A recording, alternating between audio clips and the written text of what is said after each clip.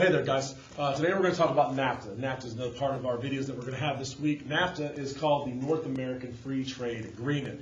That's what we're going to talk about today in this video. I got a kind of different setup for you. I hope you guys enjoy it. So let's go ahead and get started. First question is, what is Nafta overall? We know that it's a North American trade agreement. However, what is it? Well, it's a trade agreement between the United States, Canada, and Mexico that helps to encourage trade between the countries by lowering the taxes and barriers, those trade barriers. The whole purpose of this was to lower taxes and to get rid of those trade barriers between the three countries so the countries can move freely. And how are they going to move freely through there?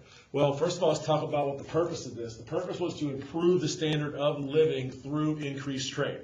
So we get rid of the taxes, lower the taxes, we get rid of the trade barriers, and hopefully this would improve the standard of living in all three countries, and doing this through the increased trade between the three countries. All right. Here's what the map looks like of it. The major NAFTA trade routes, there were several, but the major ones are right here, as you can see. Comes down through the heart of the United States, down into Mexico, also up into Canada. It spurs off up there. But they did this by planes, by trains, by trucks, obviously, 18-wheelers, things like that. But those were the major trade routes. It opened up the borders so that three countries could trade with each other and be increasing that trade, in theory, hoping that it would improve the standard of living in all three countries. But we had some causes and effect of this. There was plenty of causes of NAFTA, but one of the causes was cheap labor and easy rules. Because of opening up the borders basically for trade, getting rid of those trade barriers, and lowering the taxes, it caused cheap labor to pop up in certain parts of North America, especially in Mexico. The easy rules allowed the companies to do whatever they wanted to. They had less restrictions on what they could do.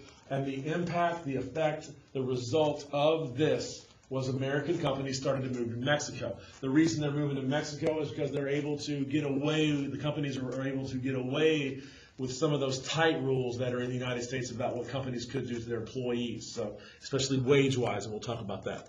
The next cause, American companies started opening those factories in Mexico. So the factories go, the United States is opening those factories because of those less restrictions, and because of this, workers in the U.S. started to lose their jobs. Obviously, with the factories in the United States, NAFTA comes up, those factories are moving to Mexico because of those less restrictions, and Americans here in the United States started losing their jobs. The next one, another cause of NAFTA, Mexican workers accepted lower wages. Obviously, Mexico is not, their government is not the same as the United States. Less restrictions causing those companies from America going down to Mexico could open up those factories, and they could pay the employees less there, the Mexican citizens less there than they were in the United States. The impact of this, obviously, Mexican citizens started to grow poorer. That's where the poverty comes in here. So it doesn't look good for NAFTA right now. Another one of the causes, the factories that were there started to have less regulations because of the less restrictions. The factories that were moving down there had less regulations, and the impact of this increased pollution because in the United States we have a thing called the EPA that actually monitors these factories and what's being put out into the air quality. In Mexico, they do not have that, so the factories, the less restrictions, the factories are able to get away with more, not only with wages, but also with how they run their daily operations. Another one is the wood companies. The wood companies started entering Mexico to cut down trees. The effect of this, certain Mexican states have lost up to 40% of their forest because of this. Mexico did not fare well with NAFTA.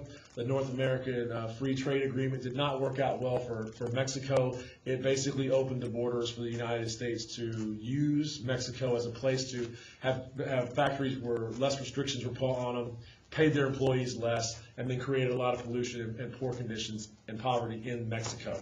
All right? Here are some pros and cons. You really can't see them, but we will be talking about these in class.